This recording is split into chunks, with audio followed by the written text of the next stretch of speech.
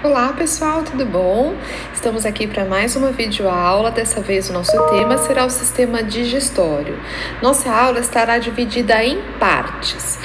Os órgãos que formam o sistema digestório, nós costumamos agrupá-los em dois grupos. O primeiro grupo são os órgãos do tubo digestório, formados pela boca, faringe, esôfago, estômago e os intestinos delgado e grosso. E no segundo grupo estão o que nós chamamos de glândulas anexas, que seriam as glândulas salivares, o fígado e o pâncreas. Preparados para uma nova aula? Vamos lá então! Muito bom, pessoal. Nós começamos então falando a respeito das funções do sistema digestório. As funções desse sistema são muitas, dado que ele irá processar o alimento desde a sua entrada no tubo digestório, desde a sua ingesta até a sua deglutição, passando então pela digestão do alimento e pela absorção dos nutrientes. E tudo aquilo que restar, que não foi digerido ou que não foi absorvido, será eliminado através das fezes. Por conta disso, nós percebemos que o tubo digestório, que o sistema digestório, ele é formado por vários órgãos. E como nós já havíamos falado anteriormente, ele é formado então pelos órgãos que estão formando o tubo, que são a boca, a faringe, o esôfago, o estômago e os intestinos, e as tais das glândulas anexas, as glândulas salivares, o fígado e o pâncreas. Nós começaremos então pela parte do tubo digestório, falando a respeito da boca. A boca, ela é formada anteriormente pelos lábios. O lábio, pessoal, ele não é só essa parte avermelhada, chamada de zona vermelha dos lábios, onde nós passamos o batom. O lábio é formado, na verdade, por todo esse músculo que vocês já conhecem, que ficam aqui, olha, ao redor dessa abertura da rima dos lábios. Vocês estão lembrados do nome desse músculo? Muito bem, é o músculo orbicular da boca. Ele, então, é responsável por formar o lábio superior e o lábio inferior. Já na parede lateral da boca, nós também temos uma parede muscular, sendo formada, então, pelo músculo da bochecha, que é o músculo bucinador. Agora, para ver as outras partes que formam a boca e o interior da cavidade da boca, a cavidade oral, nós vamos precisar cortar essa cabeça, aqui num corte nessa posição, nesse sentido, num corte sagital, para poder olhar por dentro, então, da cavidade oral. Então, vemos aqui o limite anterior, formado pelos lábios superior e inferior, o limite lateral, lá daquele lado, formado pela bochecha, o músculo bucinador, e superiormente na cavidade oral, nós teremos então o palato. Não vamos mais usar aquele termo tão bonitinho que é céu da boca. A partir de agora a gente vai dizer que é o palato. O palato, você consegue observar aqui que ele tem uma parte formada por osso e uma parte formada por músculo? Essa parte mais anterior, então, do palato, nós vamos chamar de palato duro, já que ele é ósseo, e essa parte de trás, mais posterior, nós chamaremos de palato mole, é a parte muscular do palato. Os ossos que formam o palato duro, então, são a maxila e o osso palatino mais posteriormente. Então, o palato mole formado apenas por músculos. Na parte inferior da cavidade oral, nós temos também aqui um músculo que forma então o assoalho, a parte de baixo da cavidade oral. Esse músculo é um músculo miloioide, músculo bastante delgado, laminar, que então vai formar o assoalho da cavidade oral. Apoiada sobre o músculo miloioide está a nossa língua, que também é esse órgão muscular. A língua, então, fica apoiada sobre o músculo miloioide, ela também é formada por músculos, apresenta grande possibilidade de movimentação e a sua superfície dorsal é coberta por essas estruturas que nós chamamos, então, de papilas linguais. As papilas linguais podem apresentar diferentes formatos, como por exemplo estas aqui que formam esse formato de V na parte mais posterior da língua, que são as papilas valadas. Temos as mais fininhas, que são as filiformes, as papilhas folhadas, que ficam na lateral da língua, e também as papilas fungiformes, que estão distribuídas por toda a região da língua. A função das papilas, então, é receber a sensação da gustação, do gosto do alimento. Muito bom. Olha lá a cavidade oral aberta. Nós estamos vendo ali o limite superior, que é o palato, e no limite inferior, a língua apoiada lá no assoalho da boca. Veja que lá no fundo da boca, o limite posterior dela, nós vamos encontrar uma abertura por onde o alimento vai passar quando ele for deglutido, quando ele for engolido. É o istmo das fauces. Quem é que forma o istmo das fauces? Primeiro, essa preguinha aqui do palato mole, que nós chamamos de úvula palatina, que nós contornamos aqui para você em preto. Veja que da úvula palatina saem 2 arcos, um para cada lado, vou contornar aqui em vermelho, são os arcos palatoglosso, que se unem aqui embaixo com esse contorno da língua, que eu vou chamar de raiz da língua.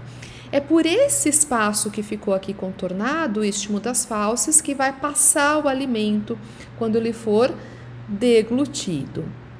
Observe, pessoal, que lá nesse istmo das fauces, além desse arco principal aqui, que é o arco palatoglosso, aparece bem lá no fundinho também mais um arco, que é o arco palatofaríngeo. Entre os arcos palatoglosso e o arco palatofaríngeo lá no fundão, fica uma estrutura chamada de tonsila palatina, que popularmente, vulgarmente, é chamada de amígdala. O nome correto, então, que nós vamos usar daqui para frente é tonsila palatina. A tonsila palatina ela é um órgão linfóide responsável pela defesa do organismo. Lá na cavidade oral, além dessas estruturas limitantes, nós também possuímos os dentes responsáveis pela maceração, pelo esmagamento dos alimentos. Os nossos dentes são em número de 32, no caso da dentição permanente, sendo desses 32, 8 incisivos, que são aqueles que ficam na frente, 4 caninos, que são aqueles bem pontudos, 8 pré-molares, 4 em cima, 4 embaixo, e 12 dentes molares. Repare que interessante que todos os dentes apresentam uma estrutura semelhante. A parte esbranquiçada, que fica para fora da gengiva, que nós enxergamos aqui, bem maior aqui nesse dente molar, é chamada de coroa do dente.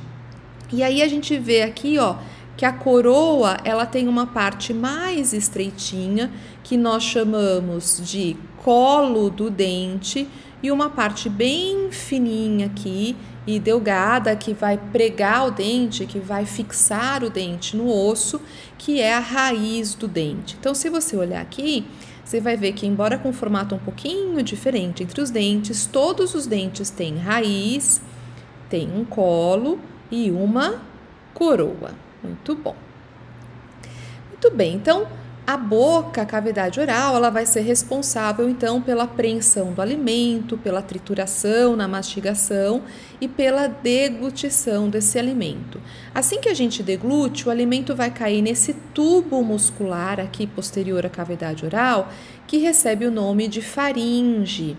A faringe é um tubo de músculo estriado esquelético que começa na cavidade nasal e termina lá no esôfago na altura de C6, a sexta vértebra cervical. Interessante, pessoal, é que ao mesmo tempo que passa alimento aqui pela faringe, também passa o ar. Quando nós respiramos, o ar passa pela cavidade nasal, entra na faringe e da faringe cai na laringe. Então vejam que essa região aqui da faringe constitui uma área mista que serve tanto para o sistema respiratório quanto para o sistema digestório. Muito bem. E após sair da faringe, que está aqui pintada em cinza, o alimento vai entrar no esôfago. Quando o alimento entra no esôfago, pessoal, ele não sofre nenhuma modificação, ele é apenas conduzido até o estômago. Então veja que o esôfago é um tubo bastante longo que vai conduzir esse alimento até o estômago. Ele começa na altura de C6, desce pelo tórax, cruza o músculo do diafragma até chegar ao estômago. Importante dizer que ele é formado por músculo liso, portanto suas contrações são do tipo involuntárias. Muito bom. E finalmente, após sair do esôfago, o alimento deglutido, o bolo alimentar, ele vai chegar nessa dilatação do tubo digestório, que é o estômago. O estômago, pessoal, ele também é formado por músculo liso, ele é uma continuação do esôfago e ele se termina aqui no intestino delgado. Se nós abrirmos a parede do estômago, nós veremos que no seu interior há uma cavidade e a presença de uma mucosa toda enrugadinha são as rugas gástricas. Essa mucosa, pessoal, ela secreta o suco gástrico. O suco gástrico ele possui grandes quantidades de HCl, de ácido clorídrico, que vai liquefazer o alimento. Então, além de ter o suco gástrico, o estômago tem uma parede muscular bem forte. Então, à medida que o alimento vai caindo no estômago, o estômago vai contraindo, vai produzindo suco gástrico e vai então misturando o suco gástrico ao bolo alimentar, liquefazendo esse bolo alimentar, fazendo com que ele fique pronto para a digestão, que ocorrerá em sua maior parte no intestino delgado. O estômago, pessoal, como vocês podem observar aqui, ele fica na região mais alta do abdômen, na parte mais superior da cavidade abdominal, e ele vai ficar do lado esquerdo. Por que ele fica do lado esquerdo? Porque do lado direito fica esse órgão bem grandão aqui, olha que é o fígado. Aqui, ó, você consegue ver melhor, olha lá. Bem grandão o fígado do lado direito, obrigando o estômago a ficar do lado esquerdo. Observe que uma boa parte do estômago fica protegida pelas cartilagens costais, né, das duas últimas costelas verdadeiras e pelas costelas falsas. Muito bom. O estômago, pessoal, ele poderá ser dividido em partes. Então, você percebe aqui que esse é o esôfago, né, que está entrando na dilatação do estômago. Toda essa área aqui que fica ao redor do estômago receberá o nome de cárdia. Por que cárdia? Cárdia não te lembra cardíaco? Olha lá como o estômago, ó, vai estar bem pertinho aqui do coração. O coração vai estar bem nessa posição aqui no tórax. Então, veja que a cárdia, a parte do estômago que está mais próxima ao coração.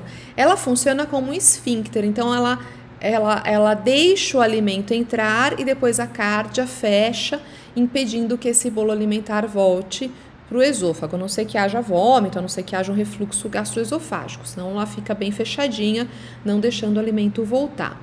Esse trecho do estômago aqui, olha, que fica acima da cárdia, nós vamos chamar de fundo gástrico ou fundo do estômago.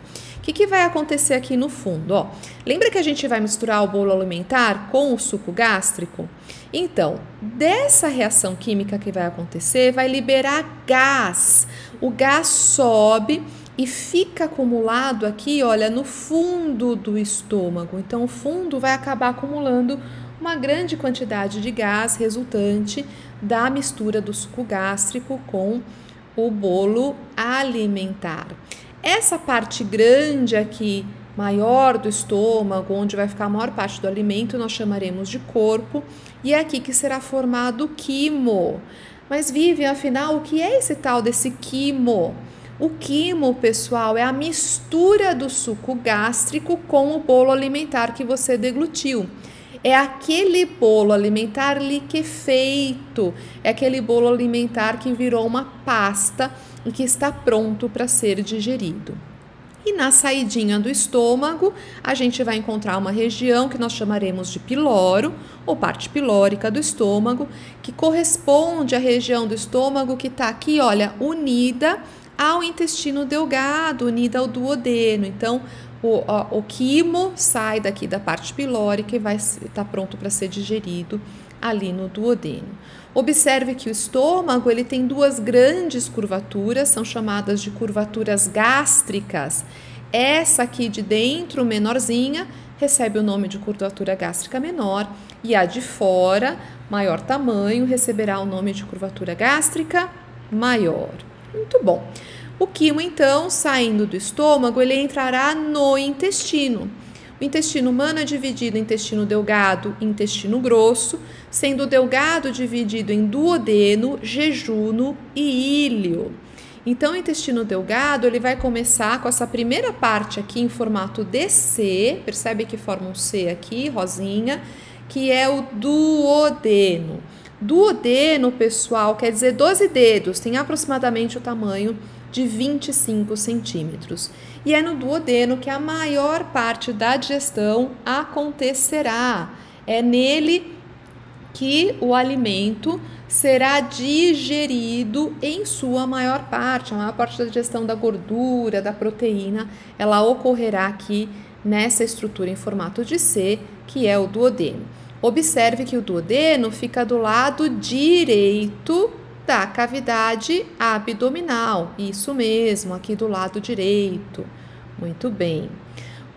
Após o alimento sair do duodeno, então, o bolo alimentar sair do duodeno, ele vai entrar nesse longo tubo que vocês estão vendo aqui, que é o que a gente fala popularmente que são as tripas, e que a partir de agora você chamará de alças intestinais. As alças intestinais, elas formam a parte do intestino delgado que nós chamamos de jejuno na parte inicial e de íleo na parte final.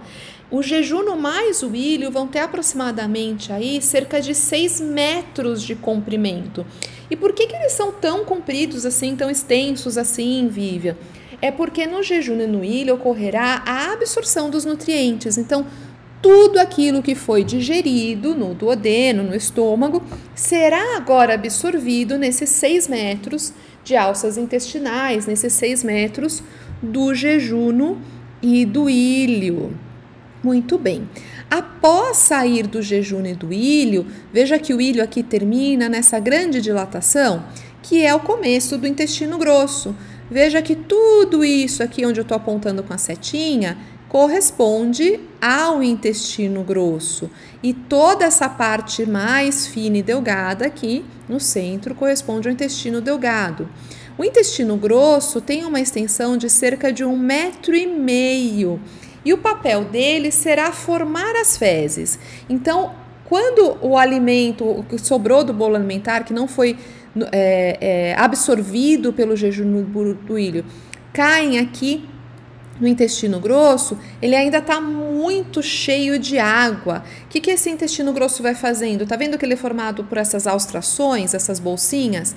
Ele vai apertando, vai contraindo essas austrações e elas vão, à medida que contraem o que sobrou, que não foi absorvido no jejuno e no íleo, elas vão absorvendo água e formando então as fezes. Então, o que vai acontecer se as fezes ficarem pouco tempo dentro do intestino grosso? Ele terá pouco tempo para absorver a água, as fezes vão sair líquidas, é a diarreia.